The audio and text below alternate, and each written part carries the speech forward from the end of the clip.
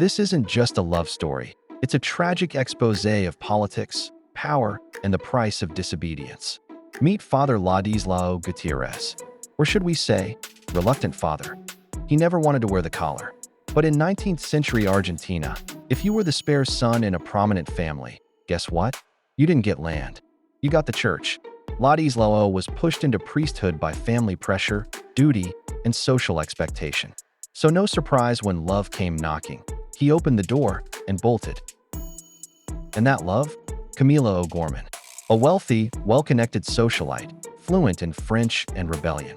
Camila wasn't just beautiful, she was bold, outspoken, the kind of woman who read banned books and hosted liberal thinkers at her dinner table. So when she and Ladislao fell in love, it wasn't just scandalous.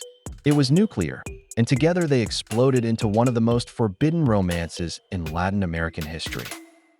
They eloped in 1848, disguised as husband and wife, headed north, hoping to reach the US where they naively believed priests could marry. Spoiler, not if you're Catholic. But Argentina wasn't going to let them go quietly, because they hadn't just defied religion. They had humiliated Rosas. Now, Juan Manuel de Rosas, Argentina's iron-fisted dictator, was many things. But forgiving? Absolutely not. He ruled through terror and demanded total control. The church was his tool, and morality his weapon.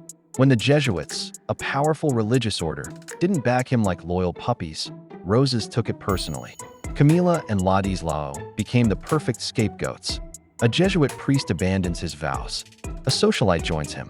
A runaway romance becomes the excuse Rosas needed to flex his authority and slam the Jesuits in one blow.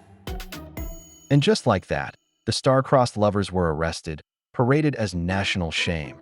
And he did the unthinkable, sentenced not 2 but 3 lives to death. Because Camila was 8 months pregnant. 8 months. The public begged for mercy. Bishops protested. Even Rosas' own allies were uncomfortable. But Rosas didn't care. He wanted to send a message carved in blood. Defy me, and this is your fate. On August 18, 1848, he ordered their execution. No trial. No last-minute pardon. Ladislao took a bullet to the head. Camila, drugged to keep her still, was tied to a chair and executed by firing squad. And just before that, they baptized her, not out of compassion, but as a desperate, holy bandage on a state-sanctioned murder, as if dousing her in ritual could cleanse their conscience.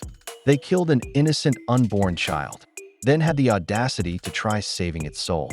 That's not piety. That's hypocrisy in holy robes. They didn't just kill 2 lovers, they murdered an unborn child. 3 lives gone, all in the name of piety, control, and Rosa's ego. But karma doesn't sleep. The backlash was instant. International outrage exploded. Rosas was branded a tyrant, a monster who executed a pregnant woman to flex his power. The church recoiled. The people turned. His regime was forever stained with Camila's blood.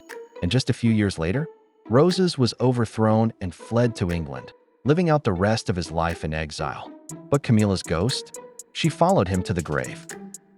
And what did we learn? That forcing someone into priesthood to serve family or state is not virtue. It's violence in disguise. That power in the hands of the petty becomes cruelty.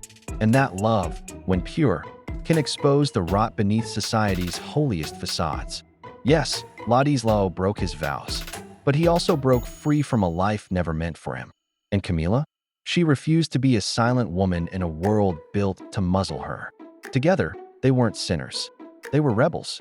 In death, they didn't just break rules. They cracked an empire's moral mask wide open. But here's the truth. None of this would have happened if Ladislao hadn't been forced into the priesthood to begin with. That collar wasn't his calling. It was a trap dressed as duty.